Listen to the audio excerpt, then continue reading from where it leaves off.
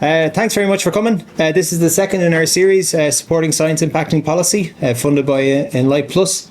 I'll talk a little bit about this initiative in a little bit, but I'd like to invite Ian and Caroline up to say a few words.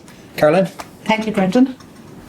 Welcome, everybody. Thanks a million for being here. I'm Caroline McGregor. For those of you who I haven't met before, I'm the director for the Institute for Life Course and Society across the road, and delighted to be here to, introduce another event of this ongoing collaboration that we have with our fantastic colleagues here in Curram. And this collaboration, really has evolved over a number of years. I think it's almost a decade now, Brenda. It's hard to imagine, where we've shared this interest and concern in terms of thinking about societal impact, thinking about science advocacy, how we sort of bridge that relationship between the fantastic research that we're doing and how it has that pathway to impact at different points. So it's really fantastic to be here today for another event, and a special welcome to our colleagues from our ENLIGHT project that Brendan's going to talk about, to Emily Peters and Daniel Klimowski.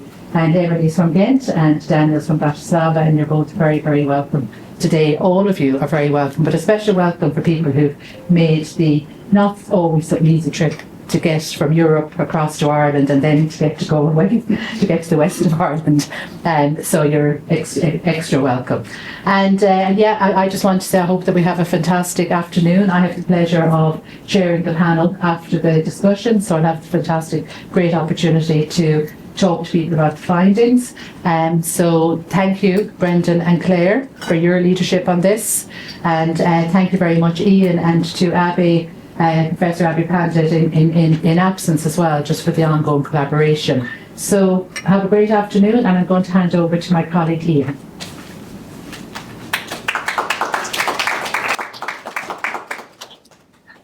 Thank you, and I'll add my welcome to everybody on behalf of Curram and for being here. So, as Caroline said, my name is Ian Shaw. I'm actually the operations director for Curram. I'm standing here because Abhay Pandit, who would normally be standing here, is actually away in India at the wedding of two of our researchers. So we're not just a research institute, right? We're also a dating institute, right? And so Abby would love to have been here, but when Claire asked me to stand up and just say a few words, I was only too happy to do that, with the importance of what's actually being done here in the discussions that we're having. So, our research here in Curram is about developing solutions to help us live well as we age. And, we look at conditions like cardiovascular disease, diabetes, neurological disorders, musculoskeletal disorders. And they're really, really important because they really affect that sort of our quality of life, and sort of that gap between a healthy living and how long we live is really, really important for us. And it's really important for us in Curram.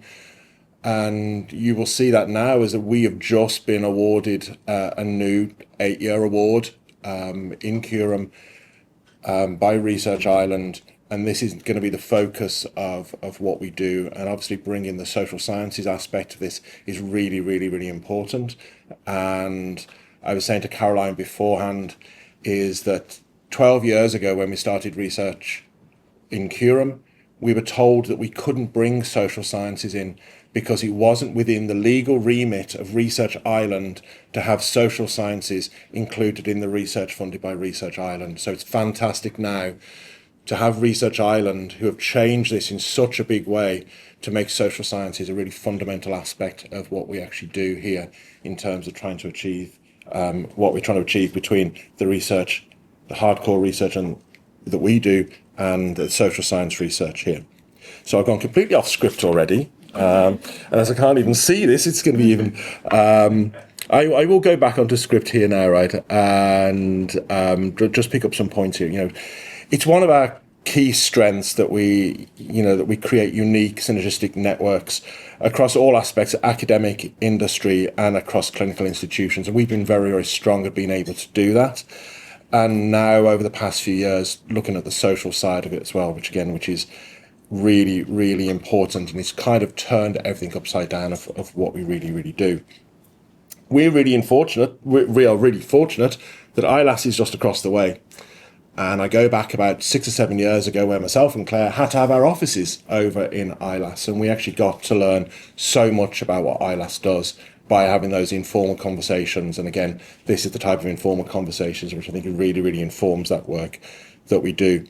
The strategic goals of ILAS and indeed ENLIGHT, welcome, to enhance the equity across the life course is perfectly in alignment with all that we do and our own quality, our own goals of improving quality of life for those living with chronic illnesses. And our partnerships with ILAS and the UNESCO Child and Family Research Centre complement and give greater depth to the work that we do, and that gets more and more important each day as we actually go forward. So again, a clear example of that is the science advocacy training framework led by Brendan. And I always like to think that Brendan grew up with us in terms of doing his PhD with us, right? And then he's now grown up to where he is now. And the continuation of the relationship with Caroline particularly and Brendan to support and deliver these networks. And that was actually one of the recommendations of the white paper published by Brendan in 2022. So I'm actually looking forward to hearing lots more about this because I've never sat in one of these meetings before, right? So, and again, really, really looking forward to that. And I'm, from the Curum point of view, I'm really, really delighted that we have Karen and we have Dave, who's actually going to speak from the Curum side and how that relates. And I think I'm either going to hand over to somebody called TBC or it's going to be Brendan. Oh. Okay, thanks.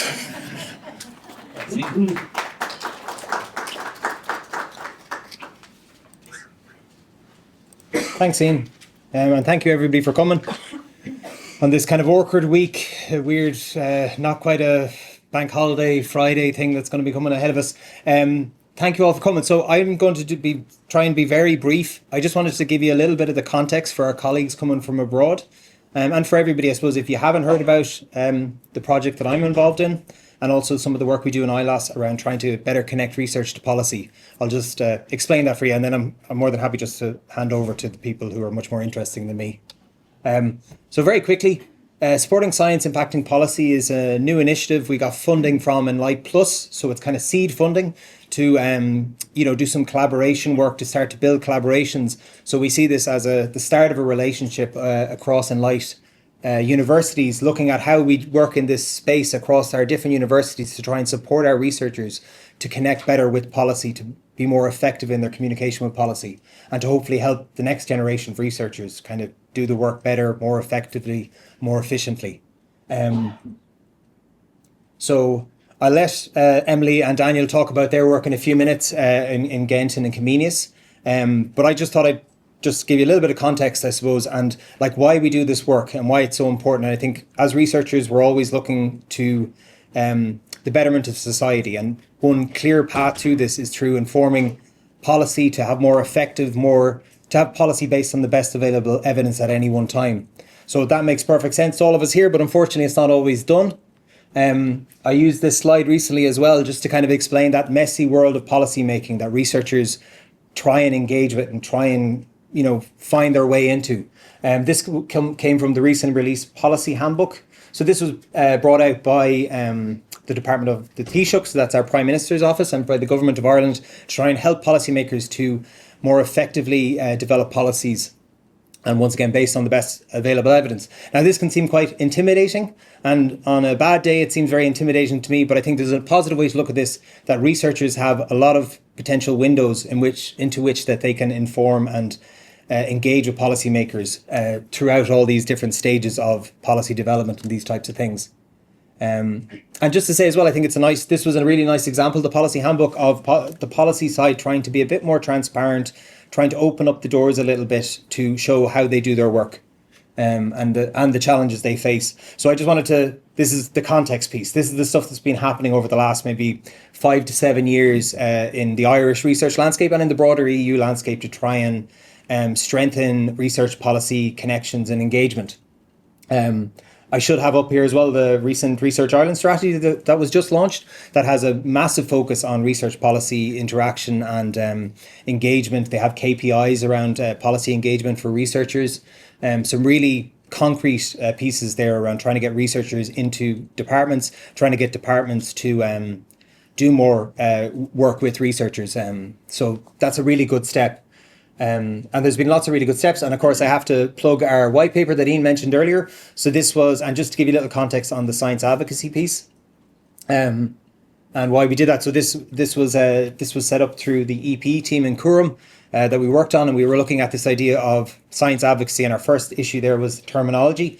And I think, as we might talk about it today, I think that's one of the big issues is around language and terminology between researchers and policymakers, and even with researchers in general across disciplines, and trying to agree on terminology. I'm currently undertaking my study, and it's a constant back and forth. Are we talking about the same thing?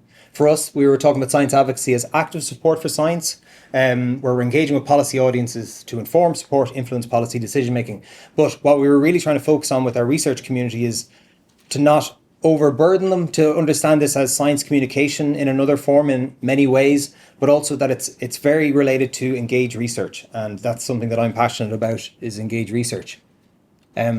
Just to give you an idea of the type of stuff we've been doing with Curram in the science advocacy training over the last few years, we've done numerous events, and I think lots of people here in the room have been involved in ones through the years, where we've brought in researchers to talk about those practical experiences and the work they do. We had one just 2 weeks ago, looking at writing policy briefs and how to understand your policy audiences. So that's been lovely to do.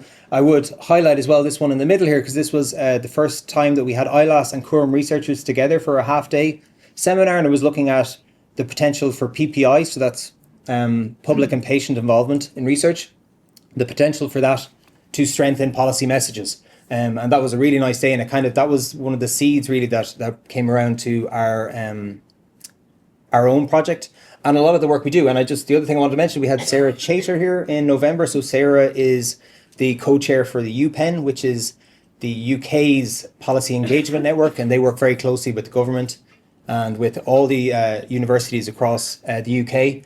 And just the point that Sarah made was, and it was the one that stuck with me, she talked about if she could, in an ideal world, every researcher would have a day a week to talk and to have cups of tea and coffee, and with policymakers, but also with each other. And I think that's what we're trying to do today, is just give ourselves a little time to sit back and reflect and to talk across disciplines and to see, well, where are we? What are the common challenges we face? What are the differences? Where can we maybe help each other out a little bit more? So just to give you a background on the Engage Research for Policy Impact. So this is part of, it's a Research Ireland funded project.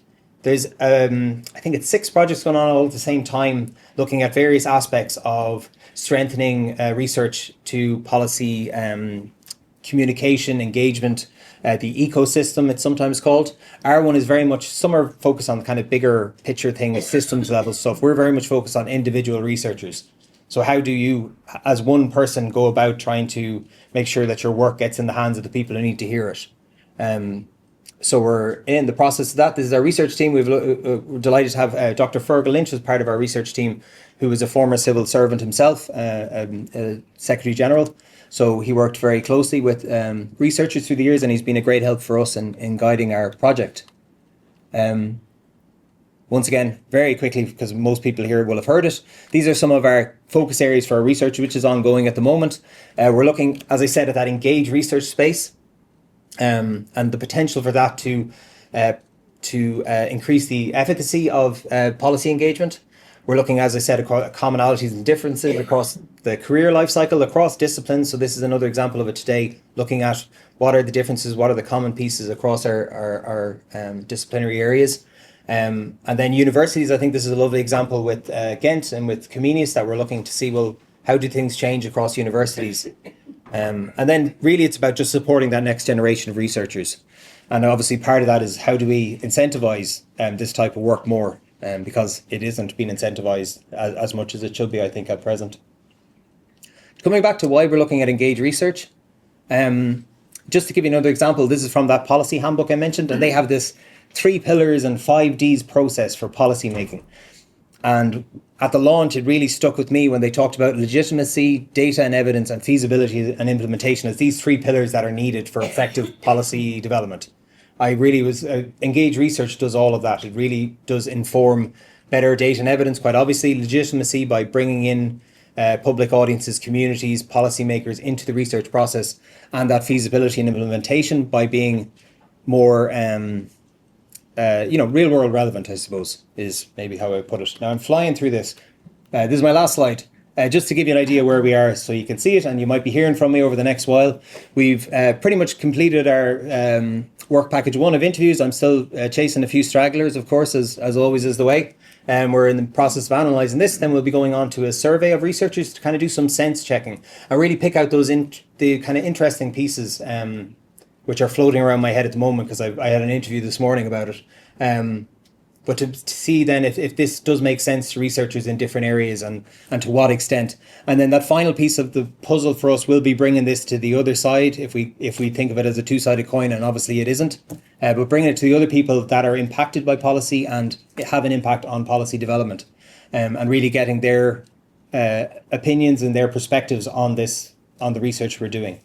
So that's where we are. Sorry if that was a bit all over the place. I just wanted to give you a little bit of context. But I'm really, if it's okay, what we'll do is, just to give you an idea, we're going to have Emily and Daniel give a little bit on the work that they do in Ghent and Comenius, and then we'll get kind of to the meat of it, if you will, where we'll have our 4 researchers give their perspectives of doing this work. And then we're going to finish with the panel, which Caroline has very kindly agreed to chair. So I'll pass over to Emily, if you're happy to go next. Thank you. Need to click the arrows or? You can, oh yeah, the arrows probably the good. Okay. Okay, I see there's some layout issues there, but we'll ignore that. So Ghent University, just a quick slide. We're one of the top 100 universities. We are there since 1817, and we have 11 faculties at the moment. We have one international campus in South Korea. It might sound a bit strange. I won't explain the historical details, but that's the only place where we are outside of Ghent in Belgium. You can see that we have over 200 programs, and we have 50,000 students and 15 employees. Maybe most important is that our credo is dare to think, and we try to make sure that we think critically and independent. We're a pluralistic university as well, which also is important, I think, looking at the political work that we are trying to do. So these are our 11 faculties. I'm a bit an outsider a bit because I studied political science, but now I'm in the Faculty of Medicine and Health Sciences, so I kind of came in with a different background. And within our faculty, you can see we have 10 different departments. It's one of the biggest faculties of the university. And we are specifically in the Department of Public Health and Primary Care, where I'm working for the International Center for Reproductive Health, called ICRH. We do a lot of research training, but also societal outreach on sexual and reproductive health and rights. And we are recognized by both WHO as a WHO collaborating center, but also by UNFPA, the other UN institution that is working on family planning. So that's already an important way of doing political work. But what I wanted to explain today is mainly my work. I'm coordinating an academic network called ANSWER, Academic Network on Sexual and Reproductive Health and Rights Policy, a very long name to say that we are a network aiming to build evidence for sexual and reproductive health, to kind of see whether we can influence more the policies there. We started in 2016. Was a time where the Sustainable Development Goals were developed, and a lot of researchers working on sexual and reproductive health came together and said, well, it's very likely that in the coming years there will be more policies developed around our issues because it's more focused in the goals. And so they said it would be good if we can come together and really focus on how can we build that evidence and make sure that the policies that will be developed will be based on evidence in there. As you can imagine, on a topic like sexual and reproductive health, which is quite sensitive, there's a lot of policies being developed not really based on evidence, unfortunately. And so how can we do that? How can we also make sure that there's more stakeholder engagement and a better monitoring and evaluation? And this is our network today. So we are 54 member institutions spread all over the world, 47 universities and 7 nonprofit organizations. In 2018, we decided that it would be good to involve nonprofit organizations as a member of the academic network, as they have a lot of expertise on advocacy, which most of the universities don't have that strong knowledge on that topic. So we said, okay, let's bring them in and work on this together. Our main approach is we really believe that if we think together, if we can collaborate and work together over all of the experts all over the world, we are definitely have a stronger voice, but we also have more knowledge and more power to bring our voice outside of the academic world. We also try to see it from a very comprehensive way, meaning that we don't want to be too much fixed to a definition of sexual and reproductive health, what it means today, because there are always new topics coming in. For example, over the last years, we saw the link with climate change coming in, we saw AI coming in. So we want to keep that open and make sure that we are able to take up the topics that are coming up on the policy agenda that might not be on our academic agenda sometimes at this moment.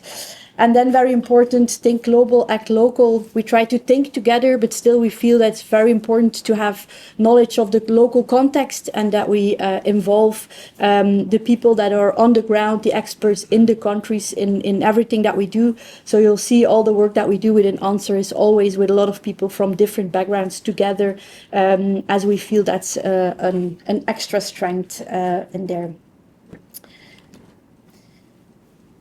So comprehensively multidisciplinary, as I mentioned, a lot of topics involved. It's quite a broad topic. So we have experts working on different topics in our group. But this is quite interesting, I think, for the discussion today. So over the 10 years that we're existing now, we've come up with what we call an answer model, which includes 4 pillars that we've seen based on literature, but also on our own experience, that works quite well to influence a policy with research. And so we decided that this would be our focus of the work that we do, and we try to include the 4 pillars in all of our work. So first we have, and I'll show you give you some examples, trying to make the research findings more accessible to policymakers. As you all are aware, there's not so much policymakers really reading scientific journals. So how can we make sure that they get the information? And this is an example of knowledge clips that we made, where we try to make short video clips that make it easy, sometimes difficult topics, but make it easy to understand what it's about. They all end with very clear policy recommendations. We also have policy briefs around it. So it's really a way of, collecting all the evidence and then trying to make that translation there. Secondly, we also noticed that the whole trusted network of policymakers is often the most important part. If you're in that trusted network, you're much more likely as an academic to be contacted or to be asked for input. And so we try to set up meetings where we bring them together so that they get to know each other and they're more used to talking to each other. And one of the events coming up is a big conference in Brussels, 6 to 8 May, where we have 2 days of scientific meeting, and then 1 day, the Policy Impact Day, where we bring together the policymakers, the academics, and civil society to really discuss and see, we know that this is the evidence, we know that this is politically feasible or not feasible, but what can we do together to get this agenda going forward?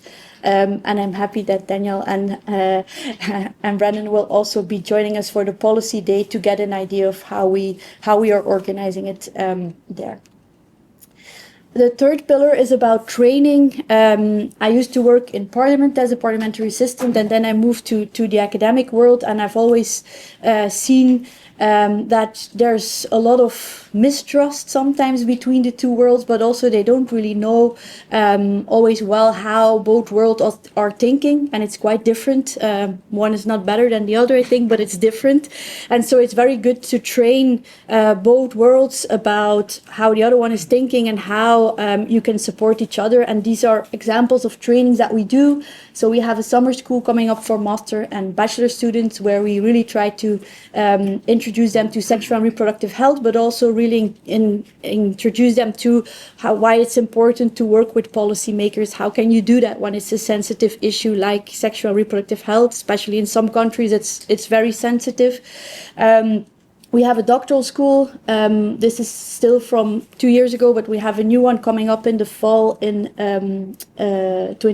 this fall in 2026, where we work with PhD students and really train them to work with it, to do policy briefs and stakeholder mappings and a lot of work around it so that they're much more knowledgeable around it. And then we also do a bit the other way around, is training policymakers. So this is a training that we've been doing for years for UNFPA, and we're now trying to see if we can, well, not trying to see, we're in the middle of translating it into e-learnings, because also at UNFPA the funding is going down, but there it's really a training for policymakers to see how can you use evidence in your policy development, what are the ethical issues you should be taking into account. So really trying to train them that they use it better, but also bring them in contact with the experts so that they know where to go if they have any questions specifically. So this training aspect is a very important one for us, because we really believe that this will help the future generation, both of policymakers and of researchers, to make that change. And then lastly, we also want to make sure that we are kind of doing evidence synthesis for policymakers. So if we get requests from policymakers on certain topics to bring that evidence together, we will try to do that as much as possible. And here are two examples. This is a document we made for UNFPA. They wanted to go to the COP in October 29, I think, if I'm correct. And they wanted to make sure that the governments in Eastern Europe and Central Asia were aware about the fact that sexual and reproductive health is a topic that should be included in your climate policy as well. And so we wrote a paper around the link between the two and why it's so important. And then UNFPA used it to work with their governments and convince them to include the topic in their work. And the other one is on when the war in Ukraine started in 2022, we were asked to bring evidence together about what we expected could be the influence of people fleeing from Ukraine to neighboring countries. As you might know, there was quite some liberal policies around sexual and reproductive health, like abortion, for example, in Ukraine. But Poland, for example, it's the opposite. So for a lot of people, this meant a very different scenario, moving to another country. And so we wanted to make that clear. It was of course at that point not based on evidence that we had from those people fleeing to another country, but it was based on the policies that we knew in the country, to make that clear. And that paper was used a lot in different parliaments in Europe to make that case and to bring that topic also on the agenda. There was a lot about the war on the agenda, but the link with sexual and reproductive health was not really made. So that's an example of how we try to see also what are the requests from policy and how can we fit in there. And then I wanted to have this last slides, which is a bit, I call it lessons learned, but maybe it's also open questions, because there are things that I'm still sometimes struggling with, or things that I see, and I just wanted to open the discussion with all of you.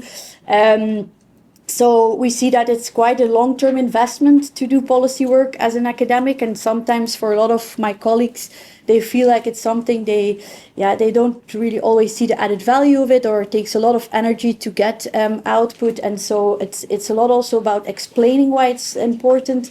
We also don't have it structurally embedded in our curricula at Ghent University. I have the feeling that it's stronger here, but in Ghent University, it's more an ad hoc thing that some researchers are doing because they kind of feel like it or they feel it's important, but it's not structurally in there.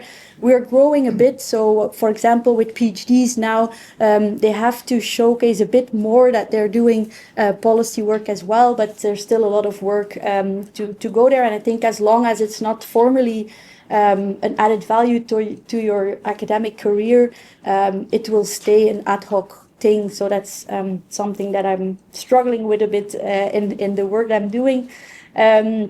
I think we should also have a lot of mentorship more within the university, and at this point that's not really structurally there yet.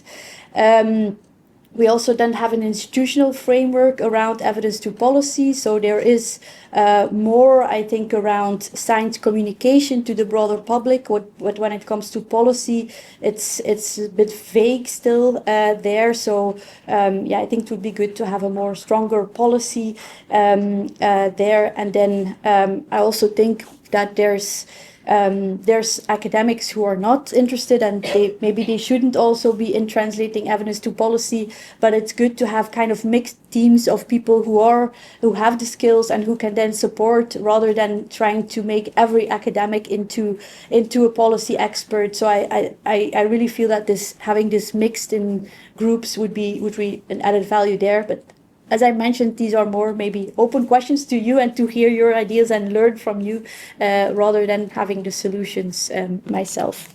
That's it. Thank you.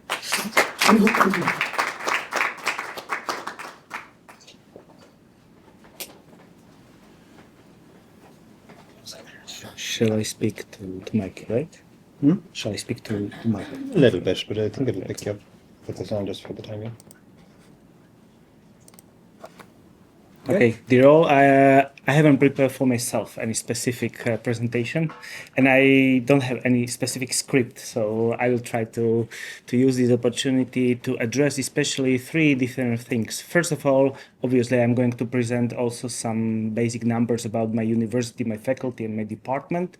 Then I will try to address the last point of Emily's speech, and the fact that impact of our research, at least in Slovakia, hasn't been recognized systematically, because usually the university was very much interested in scientific outputs, but not really in a practical impact or practical influence. And then obviously I will tell you something also about my personal research, personal intention, and so on.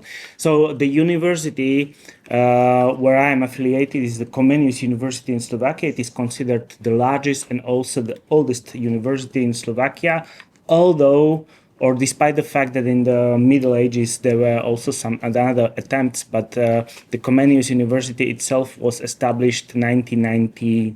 It means that 100 years later. Yours was 1817, and ours was, right? Yeah, it was written there. So 1919. There were three founding faculties: Faculty of Medicine, Faculty of Law, and the Faculty of Arts. And nowadays it has like 13 different faculties, where approximately 23,000 students are studying per year. What is also quite interesting is the fact that the university is the strongest university institution in Slovakia. So it is really considered like a flagship university in the country. It is located, as it is obviously from its seat in the capital. And I have to say that many of my colleagues have been invited for years in different policy roundtables and so on. But as I already mentioned, this work, it wasn't simply recognized as something important. So they did it more or less privately. Some of them established, for instance, different think tanks. So they were at the same time members of the faculties or research centers at the university, and at the same time also members of, let's say, semi-private or private think tanks. But whenever they were invited, for instance, to the media and they presented something from the research, it was like losing our opportunity to show how important our research was, because actually they were presenting the research staff as the members of think tanks, not as the university members. Yeah, so this was understood quite later. I will tell this, but still I have to say that right now I work for the Faculty of Arts, where approximately 3,000 students are affiliated, and approximately 30 different departments, including my department, which is Department of Political Science, Department of Psychology, also some linguistic departments, and so on. So back to the issue I started already. This recognition was changed, especially after the pandemic period, I have to say, quite openly. I mean, Slovakia experienced very specific and turbulent period. In the first wave, it was considered the champion of the world. Like there was almost no impact on society. Like Slovaks were celebrating, and we believe that our government is probably the best. Yeah, I mean there were people who were really suffering in the world, but Slovakia wasn't affected at all. However, in the second wave, Slovakia became the worst in the world, and it was quite clear that politicians influenced in that time the behavior of society significantly.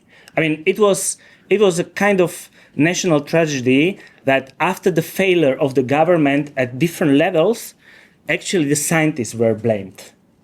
They were blamed for many mistakes, not the politicians who actually took the decisions like easing measures and everything, but the scientists. They didn't warn us, they didn't tell us, but it wasn't true.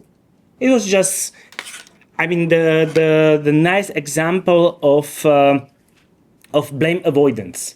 I mean, from this perspective, I have to say that there was a discussion. Like, there should be some respect to the people who are conducting really serious research, and they are not going to be blamed on social media by anybody, like just because they don't know how to translate their research outcomes for, let's say, ordinary people. Because actually nobody trained them. There was no like a systematic training or systematic preparation for those people how to translate sometimes quite difficult and sometimes quite complicated research outputs into, let's say, ordinary language. And that was the point, because during the pandemic era, it was so visible. I mean, there were many advices which were coming from the research area, but some of them were simply either too complicated for ordinary people to understand, or they were considered like not possible for, or they were considered too complicated for adoption in Slovakia. And I have to say, and I'm happy to say that especially in the recent years, there was a shift from the state and also from the universities in this field, and the impacts or the research impacts have been recognized as important output of every researcher in Slovakia. So nowadays, when there is a ranking of Slovak researchers, not only scientific outputs are taken into consideration, but also their impacts. Obviously, and this should be discussed also in the future, in some fields, research fields, it's more complicated to show what's the real impact. Plus, you can imagine if you have a patent, like you are from the technical university and you have a technical patent, it's much more easier than to show some societal impact. But still, it is possible. And this is a challenge, and I hope that also our research, thanks to Brendan's initiative, thanks to Emily's contributions, and thanks to, I hope, growing network from other universities will open.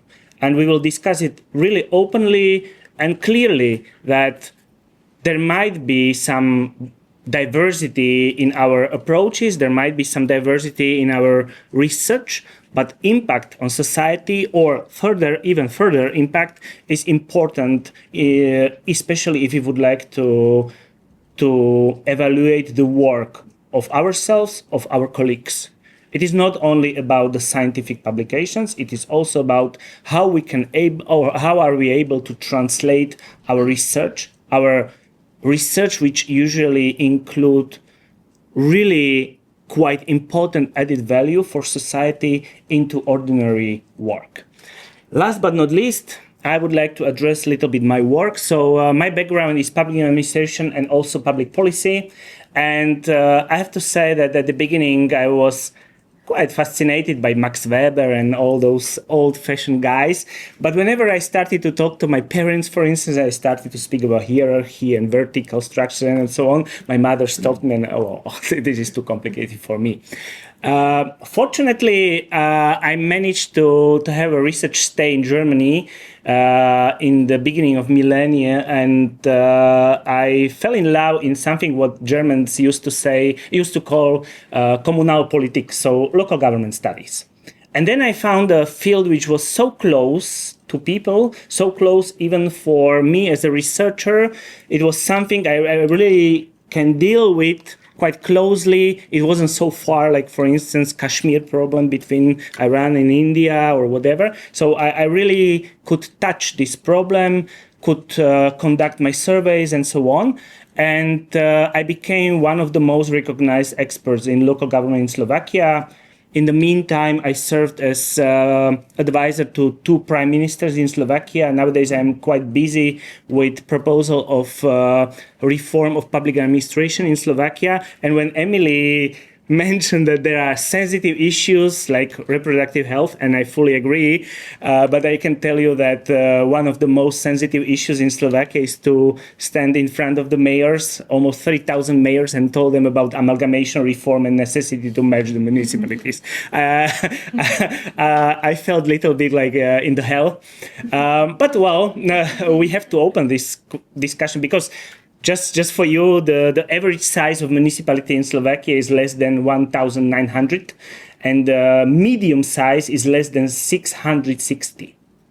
So you can imagine that Slovakia is very, very fragmented country, and especially if you would like to deliver the services, the standard services on the whole territory of the country, you can see that there are shortcomings. I mean, in a municipality where 2 employees or even 1 employee, you cannot expect the same services like in the large cities. But they are taxpayers. They are the citizens of the country. So they are not the second-order citizens of your country, so they deserve the same services, at least some standard. And this is something what also our government has to understand. So let's see. Besides this, I dealt, and I already mentioned this during our meeting in Slovakia, also with inclusion general in policymaking, and also inclusion of marginalized Roma communities, which are, let's say, segregated still in many areas in Slovakia, and the quality of life is really poor. I mean, it is nothing like the 21st century, and they are members of the European Union, but because of segregation, because of long-term discrimination, the quality of lives of those people is really quite poor. So from this perspective, I'm trying to provide systematic advice also to individual local governments, but also to national authorities, like, for instance, offices of government commissioners for civil society development and for marginalized Roma communities, also for the government office. But let's see, because this political life is quite volatile or turbulent, I would say. And for instance, I would have personal problem to give advice to the present prime minister, quite openly. Yeah, I mean, unfortunately, but we are members of the European Union, and we hope that the standards which are accepted by all the European countries will be adopted again back in Slovakia. I'm not speaking about other countries. Okay, thank you very much for your attention, and obviously I'm looking forward to take part in the panel, and now I'm looking forward to listen to your presentations. Thank you, Daniel and Emily. So we'll kick on with some practical examples, I think, of how this works in an Irish setting. I'm terrible at doing introductions, so if you're okay, all our speakers to kind of give a little introduction for everybody that you know. But I'd like to invite Professor John Canavan to kick us off.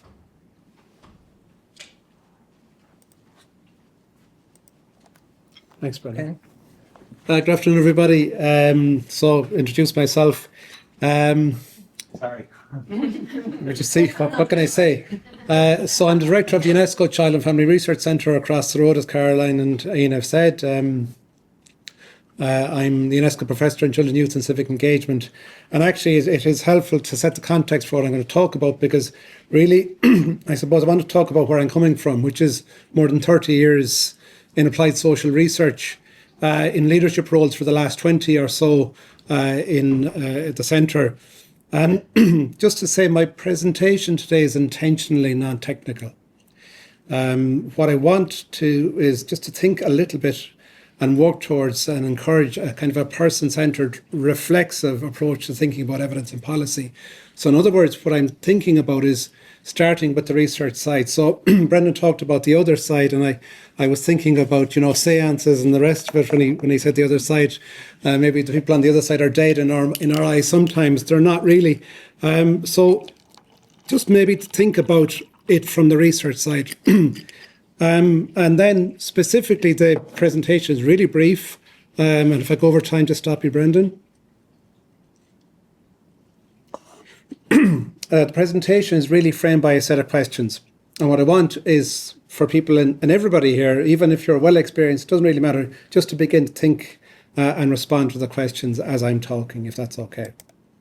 So the first question I want to raise is, who am I? And that's really to do with identity. And already some of the themes have been raised in the two inputs. So what's your professional motivation to be, if you want, an academic? Is it to be an excellent scholar, full stop?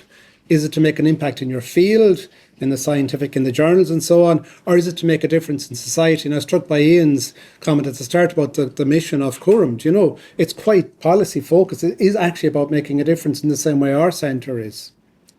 But even if it's lower on your priority, where does it fit on your priority list? Because the prioritisation of these matters then affects how much you're going to invest in it and how much it kind of comes back to you in terms of who you are. My professional identity started with first work I did in 1993, I think it was, looking at and it was kind of funny, outcomes from child protection social work. And you can imagine that's whatever number of years ago. And this was not on the agenda, I can tell you, back then, really thinking about these matters. But from then, my trajectory has always been about making a difference. So in a sense, it's easy for me. It's part of who I am. It's really prominent in terms of identity. But clearly, it's not for everybody. But at the same time, and maybe the idea is there, even in teams, should there be somebody who is a little bit more committed to that policy influence? Our centre's identity has been explicitly about making a difference from the get-go. So that influence is hardwired. And obviously then, if you're a chemist or if you're a biological scientist of some kind, maybe that piece is not really there and in your formation. And again, that issue of how we train the future researchers, the future academics. The reality of it is, in spite of what people might think, any competitive European funding is so much about impact now that it has to be there. And when we think about the Marie Curie doctoral training programs and all of these kinds of things, it's fundamental. So, and even for a theorist, a theory of the language of Joyce, for example, that still has to be somewhere fitting into the world. And maybe the impact is in terms of, cultural tourism. Of course, not everything that we do has to be instrumental, and it shouldn't be. There should be plenty of blue sky, but the reality is that our work does get out there somehow. So identity, who we are, is an important first question. Second question is, what do I know about and what's my expertise?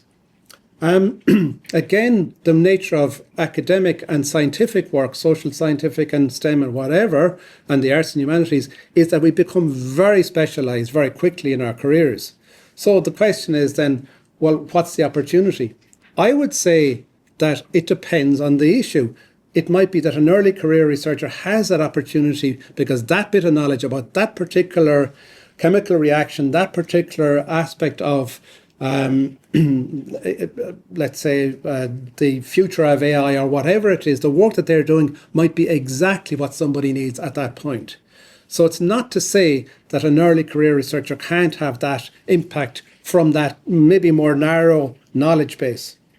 Most of the time we think about this in terms of, that experienced researcher who has accumulated, I suppose, their specialist knowledge, and that has grown and grown and grown. But critically, the capacity to work in an interdisciplinary basis so they can actually engage in policy dialogues and bring in some of those areas because they have enough familiarity to it. So again, I suppose thinking about that, really, in our centre, we're lucky. We have, 5 thematic areas at the moment. We look at mentoring, we look at youth participation, we look at empathy, we look at family support, we look at alternative education. And that means that we have that expertise, that capacity, that's our knowledge base. And we can think about and be ready for policy influence on that basis. So, interestingly enough, we got a call or an email before Christmas from a Joint Oireachtas Committee on social media and young people. And my initial thought was, oh my God, I said, why are they asking me to go to a Joint Oireachtas Committee? I do not research in this area. And of course, I talked to more wise people than me and said, no, you must go to this. And of course, then we began to think about, well, empathy in the context of, engagement on social media, the role of parents in the context of social media. And then we realized we put together a nice position paper, and we presented. So again, it's that idea of having that knowledge and also thinking about your expertise in relation to the issue. So it mightn't be directly apparent. So that's a little bit about, I suppose, what I know. So again, identity, expertise. Emily talked about this. Who do I know? The contacts and networks. Again, beginning to think about, look, we have a plethora of models and frameworks for policy influence. We have a body of research, particularly in the United States, going back the better part of 30 or 40 years on this area. But all of them, and regardless of the theoretical perspective, the in practice perspective is about the relationship. It's about the capacity to make the connection with a person and our network.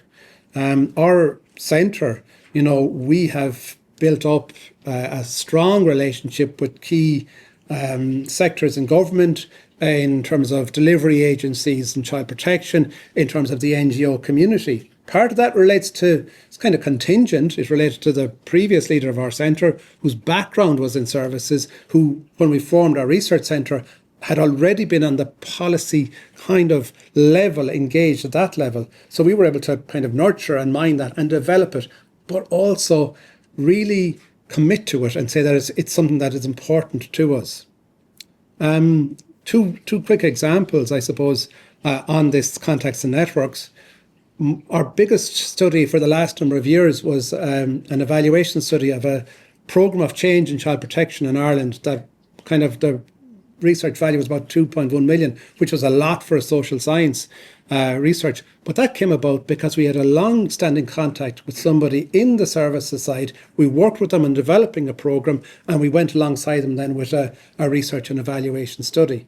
And that, it's not about, if you want, being too instrumental. It was kind of natural for us.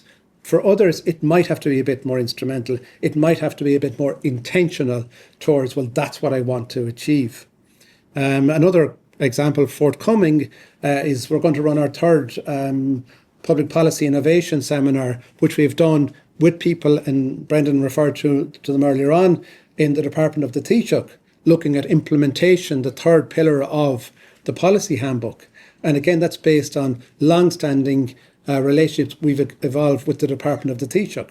And we're fortunate to have those kinds of connections. But again, we work on them.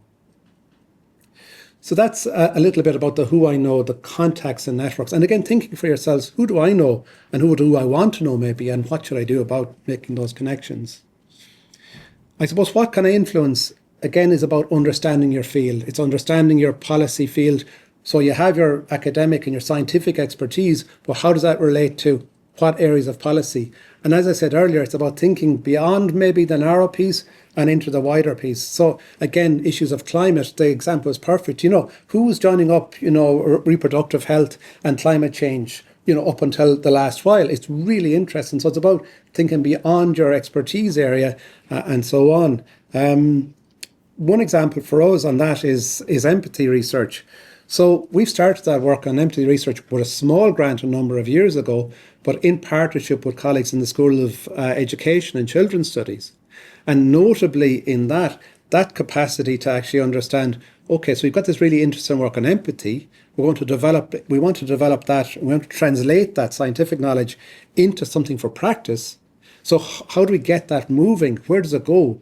And it's through the the School of Education and Children's Study colleagues who know schools, who know how education policy works, that we were able to get that across. So now the work that we've done is on the curriculum of the junior cert and the transition year. So it's part of, it's an optional reach in for one of their curricular areas, which really is a kind of, again, thinking about that's where we wanted to go and we followed it. Another example is our forthcoming conference on youth participation. And our attention is, our byline is next level youth participation. And what we're saying here is we want, clearly, and Brendan is working as part of the impact subcommittee on that conference, we want to impact policy. We're not satisfied to say, come talk and leave it. We're saying we have to have policy messages to come from that, and we really want to bring them forward. So again, that's the idea of what can I influence? And we're clear about that, and we're clear about some of the mechanisms. And then finally, when can I influence? And that's to do with questions of time and timing. And it's already been said, it's the long and winding road. So again, looking at idea of identity, expertise, contacts and networks and understanding the policy area, that kind of nearly always does take that little bit of, time to build up. So time in this context as duration, it does really tend to be a long and winding road overall. As I said, sometimes it is a moment that you have the ideas, you have the knowledge to make the difference. But it's also a little bit about, the time as investment, because it takes time. You have to commit to it. So again, how that gets done, is it done by an individual that takes the lead in a team or not, as Emily suggests, or whatever.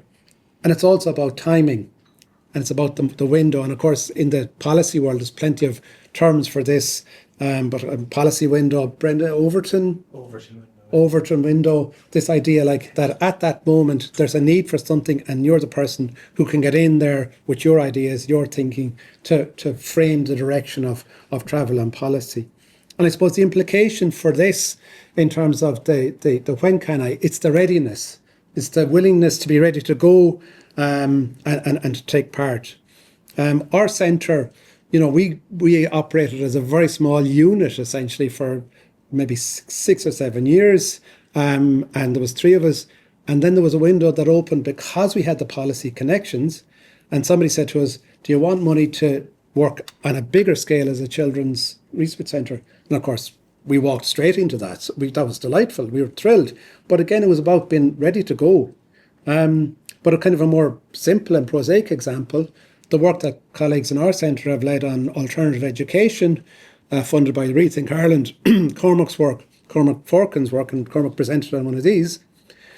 We now have a convention on education coming up, which is a major kind of next transformational kind of work on educational provision in Ireland. And the work that we have done is going to be clearly part of that dialogue because of the actors involved and because of the nature of what we have to offer. So again, I suppose I just kind of finish up by think out from yourself. I mean, I could have done plenty on the other side if you want, but I was thinking coming in today, I'd really be interested in our side and who we are. So thinking about identity, thinking about what we know, thinking about our contacts and networks, thinking about where it is that we want to influence, and thinking about time and timing we're willing to contribute. So I hope that's a little bit helpful to our conversation, and I hope it is useful to you. So thanks very much.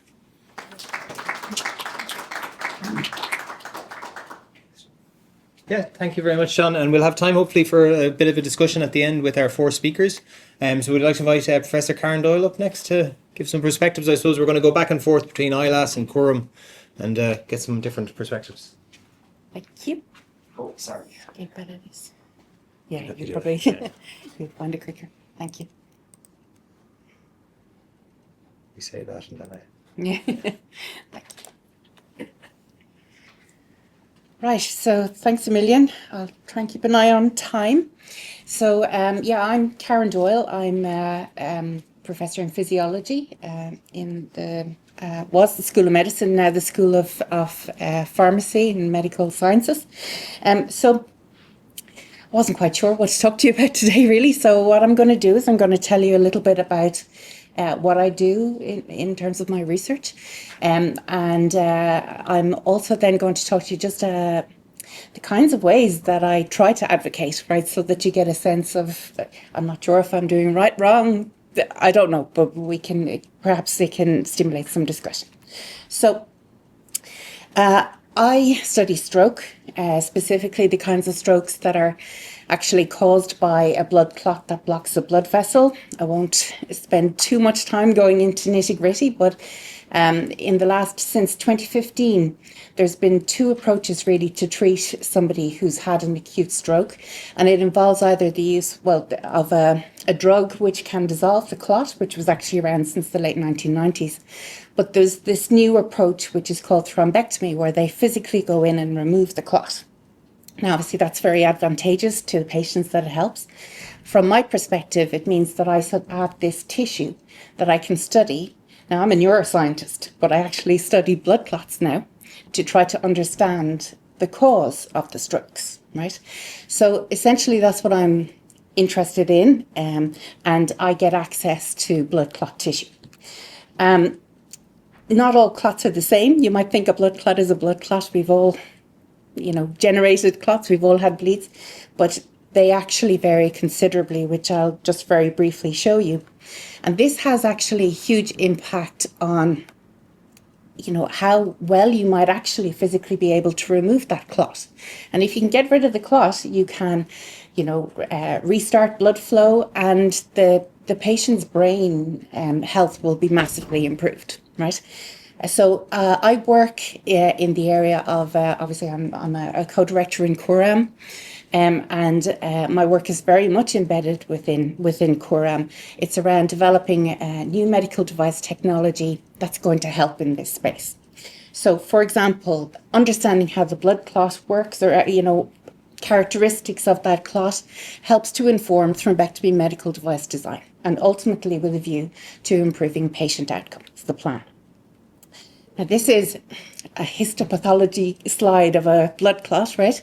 So we do histology, we make essentially pretty pictures from this. These are components that you find within blood clots: red blood cells, white blood cells, fibrous material called fibrin, and platelets and others. There's all sorts of things in there.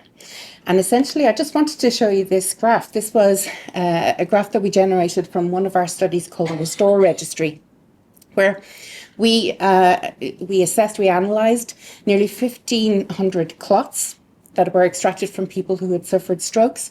And essentially, to take from this slide is the yellow colour is reflecting the red blood cells on that previous stain that you saw. It literally goes from one extreme to the other, as you can see from the graph. So almost fully red blood cells down to virtually none whatsoever, right? So blood clots are different. They do vary, and it has a marked impact on how well the kind of technology that we have available, how well it might actually remove them, right? So that's the kind of thing that we study. What we do then is we correlate the clot components with, for example, clinical data, with a view to see if we can advise ultimately clinicians as to the kind of clot that they're dealing with and what might be the best approach to remove it. And anything that allows them to get that clot out and quickly has a huge impact, positive impact on patient outcome. So we're working on a number of different studies. For example, a rad clot study that has been funded by the University of Galway Global Challenges. It was an award from that scheme. We're actually trying to develop an algorithm that can kind of tell the features of that clot. That's the clot that caused the stroke there. So we're trying to actually see if we can find out nitty-gritty so that it can inform a procedural approach actually when somebody does have a stroke. We are also working with another company called Sensome, where we're developing technology, again, medical device, that can basically be sent up through the vasculature to come into contact with the clot, and again, through electrical impedance in this case, inform what the clot's like. Anything that you can tell the clinician so that it can advise them on the best approach has to be positive to the patient. So that's all I'll tell you about my work, but essentially, there is certainly potential for this research to influence medical device design. We would have some evidence that we can do that. Influences clinical practice, right? Maybe a little bit more aspirational, but some evidence that we can do that. Influence clinical guidelines and influence policy around stroke care. Well, they're kind of the holy grail. Now, it can, but I'm just a very small cog in a very big wheel, right? So I think there's potential for sure here, but how much I actually influence it, that's different. In terms of science advocacy, this is just my thoughts on how I go about it. As a scientist, there are certainly things that I can do, which I'll just briefly touch on. Also in a leadership capacity, because again, I am probably at that stage of my career where I have actually had experience on a few different committees and various things. So I'll just briefly tell you about that. But the one thing that I have always observed is collaboration is absolutely key. The more you are linking in with other people, this definitely helps. So in terms of, as a scientist, impactful research, well, that's the start. That's where we all start. That's where we all end, right, at the end of the day. Obviously, we try to publish in the best journals we can. Something that I think is really useful, personally, just from an impact perspective, is those kinds of articles that are collaborative, where you try to come up with a consensus around something in your area. And I have been lucky enough to be involved in a number of Delphi consensus statement type papers. These can be very impactful, I think, in being actually able to inform people outside of your actual area. In terms of raising awareness, engaged research just generally, obviously EPE, PPI, these are really important, and especially through CORAM I've had the opportunity to get involved in a whole array of things. So for example, we had a documentary around our work called A Tiny Spark through the Science on Screen programme, but also I've had the opportunity to link in with CREE, is a patient-focused charity, actually based in Galway, but they're a voice for stroke patients and people who've had serious heart problems as well. And they're wonderful partners in terms of the PPI type of story. So that's a really important aspect to my work. Also, there's the Irish Heart Foundation, would be the society, the national society in Ireland, where my work could have impact with a large group of patients. So, for example, there are stories about our work on the Irish Heart Foundation website. You know, it's that kind of thing. I think, well, I try, right? I try to do this kind of thing. In terms of networking, I think this is crucial. So through my work, because I obviously have to work with a lot of clinical teams in hospitals, mostly throughout Europe, but in actual fact, internationally, globally now these days. Many of them are genuinely key opinion leaders. The clinicians tend to have a very strong voice naturally in terms of anything to do with policy around healthcare. And my being able to actually talk to them, I think has that's probably one of the largest impacts that I can have, to be quite honest, rather than me, my voice, their voice, but me being able to inform them. I think that's very powerful.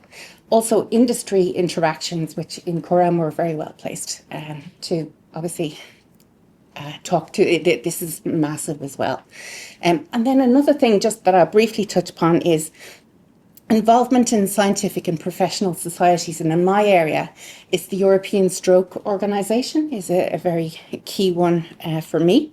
The European Stroke Organisation, for example, have developed a stroke action plan in Europe from 2018 to 30. Now, ESO is very much, the vast majority of members within this organisation are actually clinical.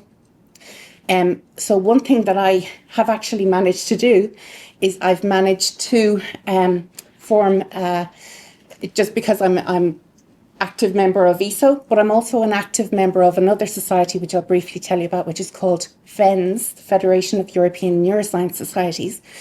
And through being active in both of them, actually managed to form a memorandum of understanding between the two societies to get the scientists and the clinicians genuinely talking. And it's that, they're small things, but hopefully it might actually help down the line. And then very briefly, in a leadership capacity, I am the past president of Neuroscience Ireland. And in that capacity, obviously, it was important from an Ireland perspective, but the president represents the national society in this Federation of European Neuroscience Societies, which I just mentioned. So it gave me the opportunity to be involved in the governing council and also to become involved in some of the core committees within FENS, such as the Committee of Higher Education and Training. And through doing this, I think I was actually able to have a direct impact on some policy things, which is the most closest to actually being able to give you some tangible evidence that I had any influence at all, to be honest, through this. So just in terms of what FENS is, the reason why it is so powerful is because it's very large. It represents 22,000 scientists in many, many countries, and it is obviously very interested in advocating for all things brain research. But just two examples of things that I was actually able to be involved in doing is, for example, there was great alarm in Europe in May 2022 when suddenly brain health was cut from a programme of research. And there was then this attempt to have a coordinated response to try to reverse this. And through FENS, all of the national entities were requested to contact their national entities, which of course I was able to do. And we actually did get it reintroduced, right, within quite a short period of time. And then another thing that happened was obviously Brexit happened and Britain got kicked out of Horizon Europe, and there was great alarm within the scientific community here. And again, through FENS, there was en masse mobilisation. There was a joint letter to the European Commission, and within about a year, then Europe were allowed to rejoin Horizon Europe, granted as an associate member, but it's that kind of thing. So I don't know if that helps at all. I am genuinely just a tiny cog in a very big wheel, but that's just my experience and how kinds of things I've been involved in to date. Okay, thank you. Thank you very much, Karen. Fascinating always. Cliona, if you're okay to go next. What information is the other side? Whichever you feel fine with, I think it'll be okay. Yeah, hopefully you will be able to hear me over here. And at least you'll definitely be able to see me, because I'd otherwise be hidden behind the lectern. Thanks plenty to Brendan and to colleagues across ILAS and Quorum for inviting me this afternoon. I'm Dr. Kim Zwalish. I'm a postdoctoral researcher at the Centre for Disability Law and Policy. We're a centre within the Institute for Life Course and Society, or ILAS. I am bad for acronyms, so I'm very sorry they may sneak in places unbeknownst to me as I go through this, but we are also a member of the School of Law here in the university. So I suppose a little bit of background about me and some context for what I'm going to speak about this afternoon is that I studied law as an undergrad and again as a master's. I worked in the CDLP or the centre then as a research assistant before going on to do a PhD with the centre. And I suppose at a certain point they're going to say I never left, right? I just kind of stuck around. So earlier we heard about how Brendan kind of grew up around Coram and I lasted in different places. I kind of feel like I did the same thing a little bit in the centre. But all of that is to say that you're going to hear a little bit from me as very much a legal nerd. I'm going to be talking about policy, but also about impacting and working on legislative change, or actually changing bits of the law, which is an aspect of our work in the centre. And as well as that, kind of thinking about maybe what shaped me a bit and what I was interested in trying to work within this kind of policy idea into my own work, or some of the things that inspired me as I was doing that. The Centre, for a bit more background and information, does research on disability human rights issues. But we want to do that, and at the centre of our ethos is always doing it in collaboration with disabled people and their representative organisations. There's a broad range of topics that we do this on, from decision-making rights or legal capacity, or the right to legal capacity, independent living, care and support for disabled people. We've done projects on sexual and reproductive health rights, recently on children's advocacy, on reviewing the Disability Act in Ireland and how that complies or doesn't comply in certain situations with the UN Convention on the Rights of Persons with Disabilities. So the topics are very, very broad. But I think at the heart of all of them, and certainly at the heart of my research, but I'm very lucky to be surrounded by colleagues that have a lot of the same ethos and are working on this and very much motivated by it, is the idea that we do it in a human rights-based methodology, a collaborative sense. So for us, that often means that you're responding to a rights concern or something that is directly meaningful and impacting disabled people's daily lives.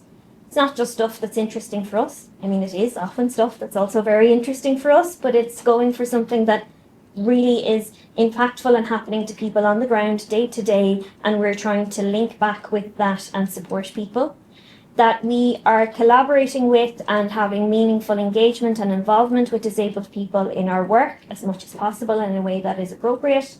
And that our outputs and what comes from our research goes back to that very community that we're doing it. And that kind of ties me to the policy impact and how we engage, I suppose, from that perspective. So for us, that means that you create outputs from your research that go beyond your journal articles and those kind of ideas. And maybe our alternative format outputs, our accessible outputs, their videos, their easy read documents, they're all sorts of different options. They're reports that are published on the Centre's website that disabled people and their representative organisations can use to inform their submissions on policy as well. So it's for us to do it when we have the opportunity, as we can, but also in recognition of the central aspects of the convention and the Disabled People's Movement's motto of nothing about us without us, that if they want to write submissions, and they should be and are actively involved in doing that, according to what the convention is telling governments to do, you should go out and ask people what they want, that they can draw on research that we've done to go, and here it's not just happening to us. There is support here that it's happening to other people, or there's alternative solutions. There's things out there if they feel that they're relevant and useful to their work. And then secondly, I suppose that we really want to make sure, because we're often collaborating and gathering the lived experience of disabled people and getting them to tell us their stories, often very traumatic or troubled times in their lives, maybe not all the time, but that can happen, that we then use that to go forward and try and impact change and make change where we can. And that takes a number of different formats, I suppose, and we, try and maximise every opportunity to do that we can. We'll do that at a national level with policy submissions, with trying to engage with different stages of law reform when there's consultations open, when we are fortunate enough to be invited to an Oireachtas committee, which is something that John spoke about. So our Parliament may be having a session on something, they've come across our research and they might invite us to speak about something. But also because some of our research, or a good chunk of our research, would be international, That might also mean sharing that with UN special rapporteurs, with the people at a European level, or at different stages of policy, and in doing that. So I suppose it's a really broad idea of what policy is and different types of opportunity. And sometimes you do your very best to write this into a grant, and you have the best laid plans, which is something I'm going to touch on in a minute. And sometimes they work, and sometimes a totally different opportunity will come up, and you just have to go with it and take the chance as it comes along. I think is often the kind of spirit of the centre, right? That's happening tomorrow. Okay, so we're writing a submission on that now. We weren't yesterday or the day before, but it looks like we are today. And we change and pivot and take the opportunity maybe when it comes. So maybe those are the ones I think when they are, they're a bit spontaneous, but we do our best to write them into projects as well. So I might share with you now a couple of projects that I was lucky enough to be involved with, and kind of some of the things that we did in those, some planned, some maybe not so planned at various stages, and how that worked for us. So I started as a research assistant in the centre on the Voices of Individuals Collectively Exploring Self-Determination, or Voices project. The director of the centre, Professor Eleanor Flynn, was the principal investigator on that one, and it was funded by a European Research Council starter grant. And it had a novel approach in terms of how it engaged with people, I think kind of from the outset, in that it didn't interview people, it didn't run focus groups, it didn't do maybe any of the more traditional ways of engagement, in that it paired people with lived experience of disability, of having of people who had experience of having their decision-making rights denied, or had used support to use decision-making with, who were called storytellers in the project, with activists, academics, legal practitioners, different people from around the globe, and there was a storyteller would share their experience, and the respondent, the activist, the academic, or whatever, would bring the context to that, maybe would provide some analysis for that. And they worked together to co-author chapters in a book that was published at the end of the project, and they were from there were 16 pairs from, I think, I don't know if it was 11 or 13 countries globally at the end of that project. I'm going to get it wrong. If I commit to one of them, I'm definitely going to get it wrong. But outside of that, I suppose, academic publication in the book, in a way that would definitely have stories in it and things that were far more accessible maybe than your traditional academic output, but still had a good chunk of legal analysis, we wanted to ensure that those stories, that lived experience, was translated to the people and were heard by people who maybe were in a position to make change in one way, shape or form. So alongside the final conference and book launch for that event, we held a policymaker event in Dublin, where every pair in the project, but predominantly the storyteller, sat with a policymaker of some description and was able to engage with them and share their experience and talk to them about something. So it might have been somebody who was working in criminal justice and looking at redesigning prisons or how we interacted with prisoners. It might have been somebody working in the central bank.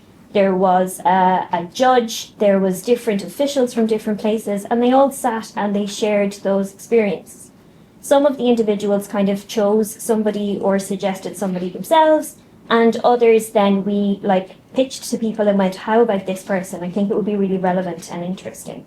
So that was kind of one unique approach. It's hard to know exactly what impact that had. There was some follow-up, but it was a really interesting way from my perspective to start on that, and us going, okay, there's a lot of different ways to do this.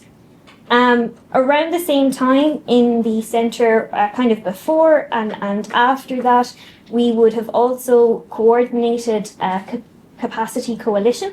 So a coalition of civil society organisations that were working together to influence, I suppose, the drafting process and make a bill that was going through our parliament to change the law on legal capacity or decision making in Ireland and supported decision making, and make it more human rights compliant, or think about the ideas that, how will this actually work for people on the ground, and is this successful?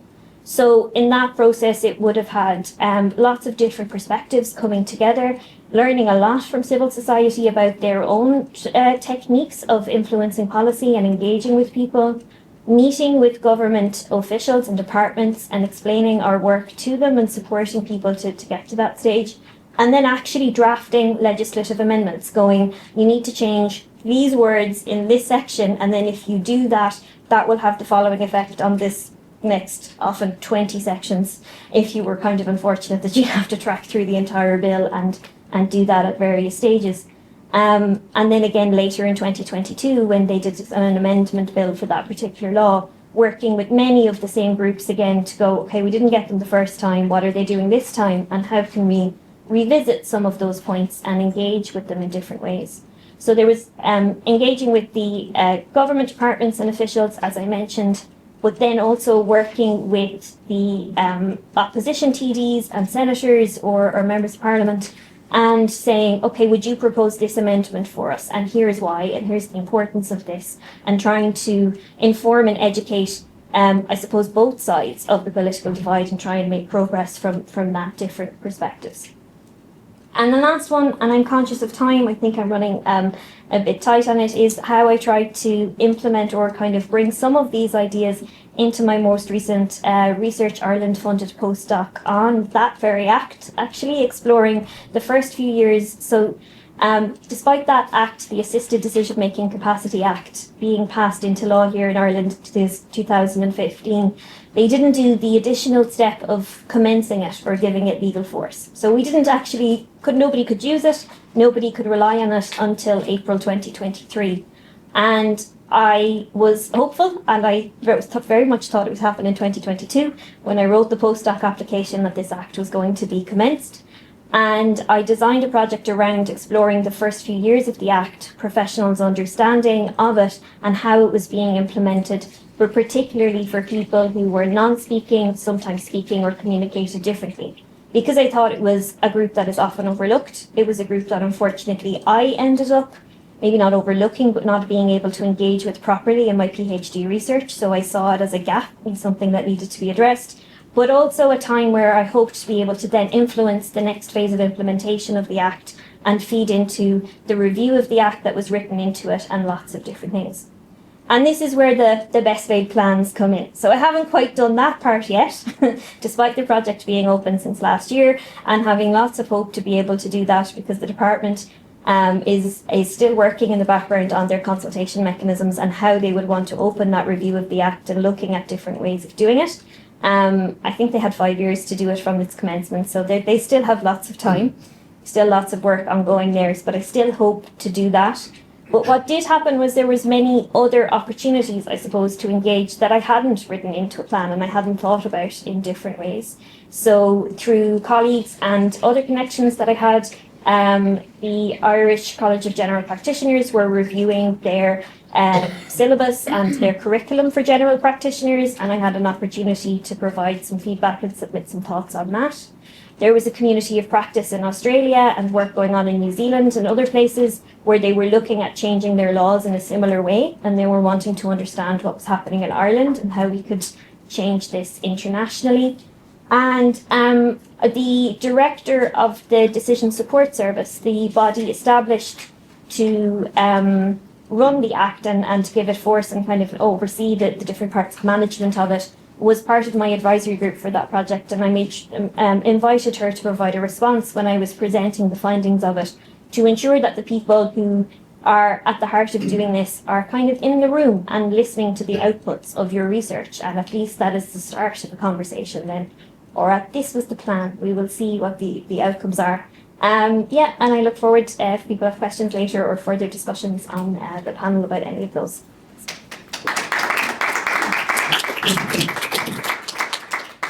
Thank you very much, Cliona.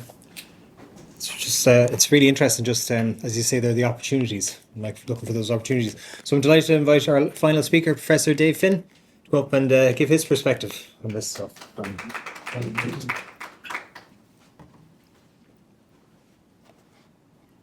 Sorry.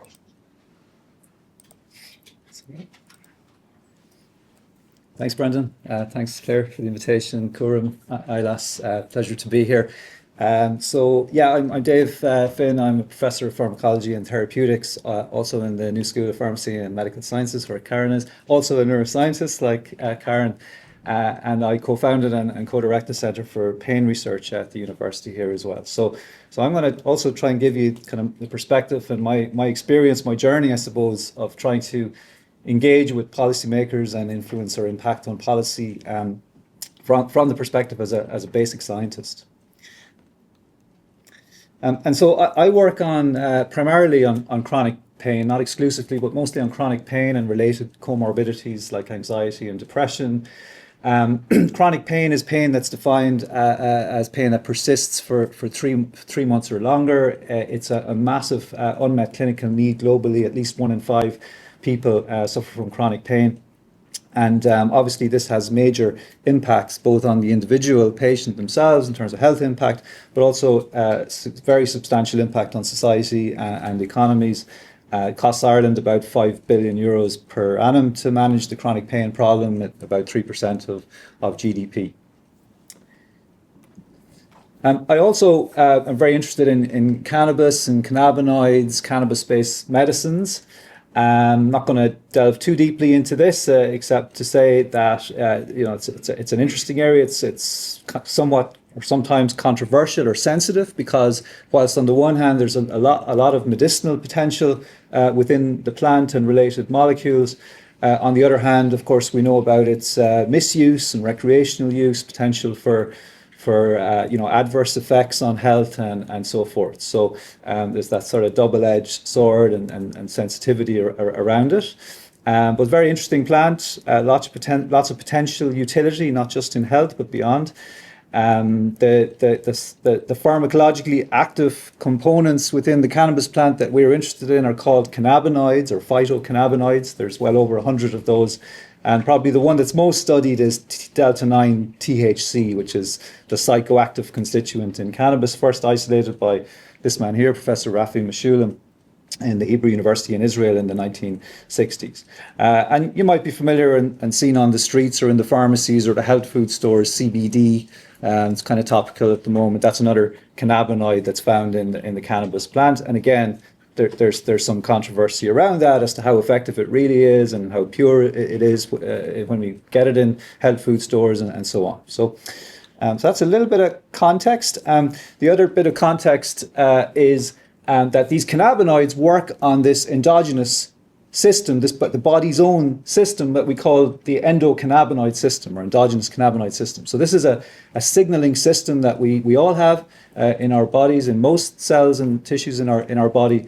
And it's made up of receptors that are proteins that the cannabinoid drugs target these receptors, CB1 and CB2. And then we make our own cannabis-like molecules in our bodies as well, and they're called endocannabinoids. And the two best studied there are anandamide and 2-AG. So these are kind of like the body's own marijuana-like chemicals, if you like. And then there's enzymes that either make or break down those endocannabinoids, right? So this is a whole signaling system in the body. But one of the issues I face as a scientist working in the area is that a lot of the time people conflate cannabis with these endogenous cannabinoids. You know, the general public don't or can't distinguish or don't understand enough to distinguish between those two. And so on the one hand, yes, cannabis is a very complex beast. There's over 600-700 different molecules within cannabis. There is some potential for benefit, but there's also potential for harm. There's the potential for dependence and psychosis and schizophrenia and so on. On the other hand, there's this endogenous physiological signaling system, which it presents to us a very rich kind of plethora of potential therapeutic targets, and that if we can understand this system, we'll understand more about physiology and disease, but also potentially identify new drug targets. And so I, as a scientist, try to inform that debate and that understanding and try and point out that when we're talking about this endogenous physiological system, we're not necessarily talking about cannabis, that there is a distinction there. I've been working in this area now for over 25 years, and We published like over 200 papers on these kinds of topics, demonstrating a role for this endocannabinoid system in things like pain, mood, metabolism, immune system, cognition, and others. So there's a lot of potential within the system, both in terms of fundamental understanding of these conditions and potential novel treatments. And I guess that sort of underpinning activity, scientific activity, research, laboratory-based research, has led to some media attention over the years. And these are just some examples, in Irish Independent, Irish Times, and so on. Some international attention. We also were the focus of an episode of 10 Things to Know About on pain that RTE broadcasted a few years ago. But if I could kind of trace my beginnings of my involvement in impacting on policy to one thing, it would be that one thing up on the top right there, which is a letter to the editor of the Irish Times that I wrote back in I think it was 2016, when there was the kind of the debate around medical cannabis was kind of raging in Ireland at the time. And it was very polarized, I felt, when I was reading it. And I felt it would benefit from some kind of expert insights and input. And so I wrote this letter to the editor of the Irish Times. It was published. And off the back of that, I got a lot of requests to engage with the public, with policymakers, with politicians, which I'm going to speak a little bit more about now. So I think, others have spoken about it as well, but outreach and public engagement can be a window, definitely, I feel, into impacting on policy, and it certainly was for me. So I did get invited to join an Oireachtas Health Committee in our Parliament here in Ireland in 2017 to advise on the whole medical cannabis question. I got the privilege to meet the Taoiseach. He was Taoiseach then. He's still Taoiseach, Micheál Martin, and that was a real honour. And it's like these Oireachtas health committees are interesting experiences. It was a 4-hour grilling, frankly, on everything and anything related to medical cannabis. Very, very interesting. A little daunting too. It was my first such experience at the time. But really interesting, and would highly recommend anyone to do it if they get the invitation, but to be prepared as well. Then I also got invited by the Health Products Regulatory Authority, which is kind of the Irish equivalent of the FDA, I suppose, to advise on the question around medical cannabis, again, for the Minister for Health. And I suppose arising from those kinds of interactions with the government and with the HPRA, and absolutely not solely or even in any kind of major way through my involvement, but the body of work that the government did and the HPRA did at that time, to which I contributed just a little piece, ultimately led to the Minister for Health signing legislation to set up a medical cannabis access programme in Ireland to facilitate access to patients and doctors to cannabis-based products for medical use for a limited number of indications.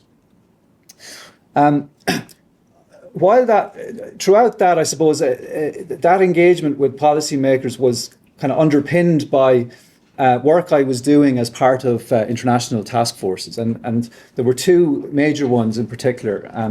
The two largest academic societies in the world for pain, the European Pain Federation and the International Association for the Study of Pain, IASP, they both set up presidential task forces to look at the question of cannabis for pain and to make recommendations to globally to stakeholders, including healthcare practitioners, but also policymakers and so forth. So, and I was invited to join both of these task forces. This is the first position paper that we published from the European Pain Federation, and then there was a major set of outputs from the International Association for the Study of Pain's task force in this area as well. So I'm not going to go into detail on all these papers, but basically they reviewed the kind of basic science evidence, the clinical trials based evidence.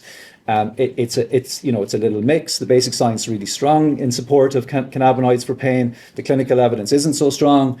But it was basically evidence-based informing of the debate globally. There were two quite important papers, arguably our two most important outputs. One which was on societal issues and policy implications around cannabinoids and cannabis-based medicines for pain management, and a second then which set a research roadmap or research agenda for the community globally, the research community globally in this area. There were a few other, I think, places where I had the opportunity to influence policy a bit. Chagas got in touch with me a few years ago. They were very interested in growing cannabis and hemp in Ireland for sustainability as a crop, working towards better environmental sustainability. And so I had an opportunity to feed in there, which was really, really interesting and kind of took me out of my comfort zone a little bit, but I tried to pull it back to my comfort zone when I could, and you learn a lot in these things. And also I was asked by the Food Safety Authority of Ireland to advise on pharmacological effects of THC in CBD products. So some of these CBD products that we see on the shelves in health food stores and the like, they don't only contain CBD, and often they contain very little CBD, but they do also contain some THC, which is psychoactive and illegal, really, unless it's in very, very small quantities. So they were interested in that, and I advised on that. But one thing I've discovered really recently is this website called Overton, which if you don't already know about it, I just wanted to make you aware of it. And I'm sure lots of you probably do already know about it, and apologies. But Overton is a website which is subscribed to by our University of Galway, and is a place where you can search for how your research has had an impact on policy. It's fantastic. So you can put in your name and pull up all your publications and see which ones have been cited in policy documents around the world. So I only discovered it recently. I think I just pulled out some examples. So I had no idea that this paper here that I was a co-author on was kind of pretty important in interactions between the state of Michigan and the University of Michigan on grant work. This one here was cited by the UK government in a document on medical cannabis and road safety. I have no idea otherwise. And then this paper here has informed policy in Germany and in Quebec around their health system. So you can be very surprised what you find there. It's well worth a look.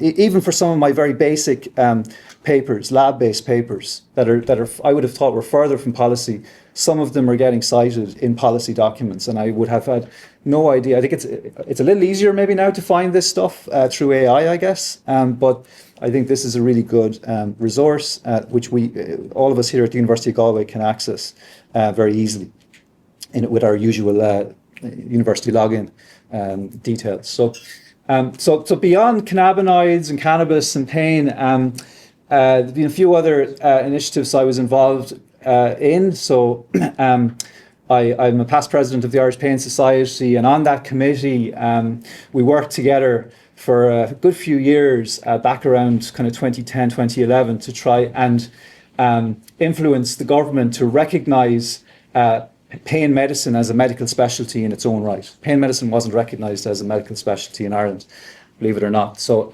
but after some concerted lobbying by us on the committee and others, of course, it's always a team work, this kind of thing. The government did, in the end, recognise it as a medical specialty, which is really important for models of care now and the standard of practice in pain management in Ireland. These are two more recent papers that I published just in the last few years. One on asking the question of whether we have an opioid crisis in Europe. Thankfully, we don't yet anyway, but we need to be careful. And another where I worked with the European Pain Federation to develop a pain research strategy for Europe. So again, invited onto this task force, and worked with a group of great colleagues to develop a pain research strategy for Europe. And arising out of these papers, I was invited to join a delegation that met with Minister Marion Harkin just last month, actually, early March.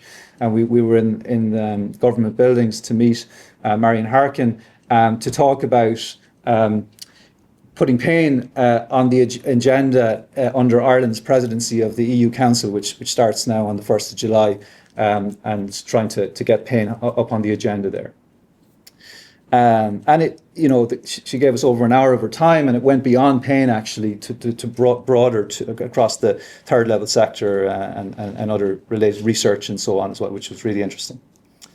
Before I finish, another area of research I'm very interested in is on sex differences in biology and sex differences in pain and in the endocannabinoid system. And so we got some funding through Earanet Neuron and the Health Research Board. This was led by Michelle Roach in physiology here in Galway, co-led by Brian Maguire and myself. And we basically worked with 30 colleagues, experts internationally, to develop recommendations for how best to include sex and gender in research. It started out being just in pain research, but it kind of grew legs, and we got it published in Nature Neuroscience in the context of biopsychosocial research more generally. And so, and some of our recommendations are directed at policymakers, and journal editors as well, and people who fund research grants and so on. So the potential to influence there as well. I'm also on this international task force, which is set up by the International Association for the Study of Pain, and this one is looking at developing new guidelines for the use of laboratory animals in pain research. Another sensitive topic, the sensitivity. So I think these topics where you have sensitivity, and this was already mentioned earlier, they are places, I think, where if you have the expertise, that there's real opportunities to inform and impact positively. And so this work on this one is still ongoing, but I think, it will definitely, it'll impact on pain research, but it's likely to impact on policy, I think, around animal research generally. And then finally, I'm involved in an ENLIGHT thematic network, which just recently been funded. It's coordinated by Michelle in physiology. And this one is called PainNet, and it's basically a pain education and research network, but we do have a societal impact pillar within it as well, where we have maybe the potential to impact on policy. So I just wanted to say before I finished, this kind of activity doesn't happen overnight. Like I've been an academic at this university for 22 years now, pretty much, and it's happened gradually for me. But one thing that I think, so when you meet like high-profile politicians for the first time, it can be a bit daunting. I find, unless you're kind of naturally extrovert and inclined that way, it can be a bit daunting. But I had the real good fortune to meet, President Mary McAleese. I also met Michael Lee Higgins as well, and believe it or not, John Hume as well. I had dinner with John Hume off the back of an early career award that I got way back in the mid early noughties. So, but why I'm talking about this is that these experiences gave me confidence. So when you meet these people for the first time, yes, it's daunting. But the more times it happens, the more confidence I think you build, and you can gain confidence from your interactions and your experiences. And that's really important, I think, as you get more senior in your career. And then to have that confidence it means you can be more effective, I think, as a communicator and in your. So my final take-home messages really are to be aware of the potential that we have as scientists to impact on policy and influence policy as a single individual, but also to be realistic about that. We are just a single individual at the end of the day.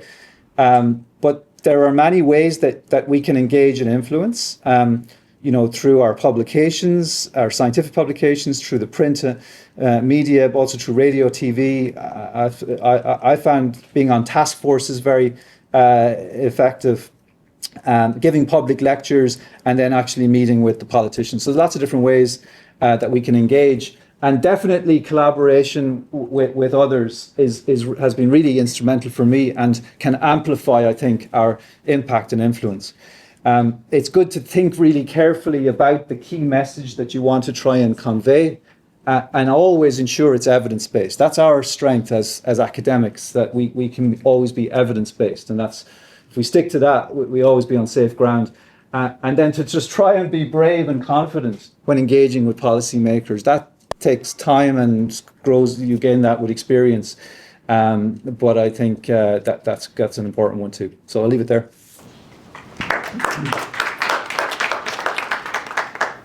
Yeah, we're just saying we've run over time, and that's my fault, because I'm always so terrified of not having enough. That we'll run out of things to say. Which such a subject, how could we? So we thought it might be nice if even just to have our speakers even just in there. You can stay where you are, and Caroline has a couple of questions, and we just chat a little bit. And obviously, for anybody who can stick around, but I know we all have things to do, and we're close to time. So thanks, Brendan, and thanks everyone. And I'm just going to apologise in advance. I have a meeting I have to get to. Luckily enough, it's just across the road, so I'll have to dash and hand over to Brendan just after 4. Also, just to remind people, there's such a rich conversation that we've had, and we're recording this, so for those watching it, fantastic, but also we've recordings of our previous events, so really to encourage people just the depth of learning. And thirdly, it's all about trust really, because totally my fault. Thank you, panel speakers. I didn't tell you what questions I was going to ask. I didn't even tell you I was going to be asking the questions. So thanks for the trust. I promise they won't be too difficult. But I thought we'd just have one question for each person. And David, I was going to ask you just maybe for a little bit of advice. I'll tell you what I'm going to ask about early career researchers, so I'll come back to that. Clean and Karen, if you could maybe just say something short about, does it matter, two fantastic areas, so different. Does it matter whether it's stroke, disabled persons, whatever? Or, are there commonalities in what we're doing in terms of policy influence? And John, maybe just to finish in terms of what we need to do next. You talked about future plans. So David, one of the things I'm thinking as I'm listening to all of speakers and to our colleagues who've come to visit is, even I'm quite experienced, and I'm kind of thinking a bit overwhelmed, thinking, wow, that's a lot. How does somebody new to this, how does an early career researcher, or how do I as a mentor help somebody to get started? Your last slide, I think, was really helpful, but just any particular advice for us supporting early career or for early career researchers here, because it can seem too big. Yeah, absolutely. And I wasn't doing any of that stuff as an early career, as a PhD student. The one thing I did, I had one opportunity as a PhD student in Bristol, where my supervisor was contacted to put someone forward to visit the House of Parliament in Westminster for an event on presenting science to politicians. And I did go along to that. That was in the 90s. I went into Westminster with a poster tube on my back, and security guys, an Irish guy at that time, I got a fair bit of attention. But I think the message is if we, as mentors and PhD supervisors, if those opportunities come our way, to keep our early career researchers in mind, that not every opportunity will be suitable necessarily, but even small ones, and I think outreach opportunities. There's lots of those at the moment. PPIE, those are good opportunities to start, engaging with the public, with patients. And just building confidence, really, and I think in some areas of research, they're going to be closer to policy than others, but for us on the base of science, sometimes it can seem a long way away. But it is, I think, as John mentioned, the Overton theory, the right person at the right time, and just that window of time. That for me, that was important. That the topics that I happen to have some expertise in were being discussed at a particular point in time where I felt kind of ready to weigh in, I suppose, and put your head above the parapet. And once you do one or two of these things, it kind of snowballs a bit. Then you actually get out there. You're on radio, TV, whatever, media, and you become known pretty quickly. You see other opportunities come your way, so I think start off with the little things and build confidence, and bigger things will come your way. Thanks, Millie. That's really, really helpful, and thanks for the fantastic presentation. Karen, I'll ask you first, and then Cleena. Are we doing the right thing here? We're bringing we're doing Curam ILAS partnership. We're thinking about STEM across AHSS. Is that too simplistic? Do we have to be thinking about more specific about our areas, or is there that commonality? Well, no, I think the simpler the better. I think the approach is that there are going to be similarities across everything, I think, and just from my own personal experience, I suppose, yes, I would want to advocate for stroke care, but also more generally around brain health, and the exact same approach applies in my experience, and it's all about, for me anyway, linking in with others who are like-minded, and there's strength when you come together as a larger entity, I think, and I think it's all about collaboration personally. Yeah, great. Thank you, and thank you for your presentation. Lena, what do you think? I would agree with that. I think there's lots of similarities and more. I think when I was listening as presentations went on, I was like, yeah, we do something like that, but maybe it's not exactly the same, and we can always learn from each other. I think a lot of the strategies that you may use to make sure that your message gets into the right hands will be actually in their very basis idea, or some of the idea very similar. There may be different barriers that you will come across, so we will have to identify different people. If we have more direct involvement or lived experience in our projects, we've also been balancing and wanting to respect and recognise people's individual stories and not have to make them tell them again and again and again and find ways to make them meaningful in that idea. Whereas maybe in other sciences or in other disciplines, that wouldn't be the issue, it would be something different. But at the same time, there's the basic idea of getting that message out there that is quite similar. The barriers, the understanding that, the different opportunities, the funding timelines that run out of time, we may still want to do the thing we want to do. I think we have a lot that we can learn from each other, and even just trying to explain some of this stuff to each other will sometimes help you reframe your thoughts in a way that can connect with a wider audience, I think, which would also be quite useful. Thanks so much, and thanks for your presentation. And we're colleagues at ILAS, and yet I'm sitting listening going, I didn't know all of that. Of even just the importance of us talking to each other across our own areas and disciplines. So thanks a million. And John, just sort of for me, kind of the final question to you. We've more of these events. We have the fantastic ENLIGHT project going on. We have our event in May. We have Brendan's project. We have everybody else's work. What would you say, if you could just give us 1 or 2 points about what we need to continue to do? I think the doctoral training is the future. It focuses on that. I think there's something about a kind of a mandatory focus within the doctoral training. The structured programs most of the time now, PhDs, so that really should have some component that focuses on impact and that. So that's one thing. I think also, like, we have so many postdocs, again, for their training plans, that should be built in. It seems to me to be a no-brainer that you're beginning to actually ask people to think about that. And the other thing I'm struck by colleagues is the idea of international federations and involvement and encouraging people to get involved in these kinds of organisations at an early stage is where you get the exposure to the variety, the collaborative opportunities, and also the whether it's a science clinician or whether in our case we have a network which is about academics, but also obviously people, NGOs who are all in the same space. So those kind of opportunities, I think maybe strong encouragement around that is important. So those 3 things, that's great, John, and thank you for your presentation as well. I'm going to hand over to Brendan to take any more questions, and just to thank you all very much. I'm sorry to be flying out the door, but I expect and hope and look forward to seeing you all again very soon. Thank you. Thanks. Thanks, Caroline. That was your.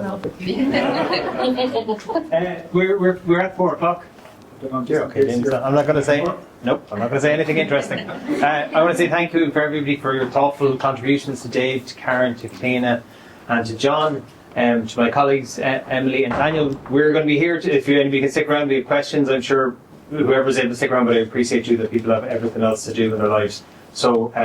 Thank you very much. The last thing I have to say, because Deirdre told me to say it, is if you can, to write down your name if you didn't when you're leaving, for health and safety. She needs to know that whoever was in the room. That's a nice positive way to end this session, but thank you very much everybody for coming and sticking around.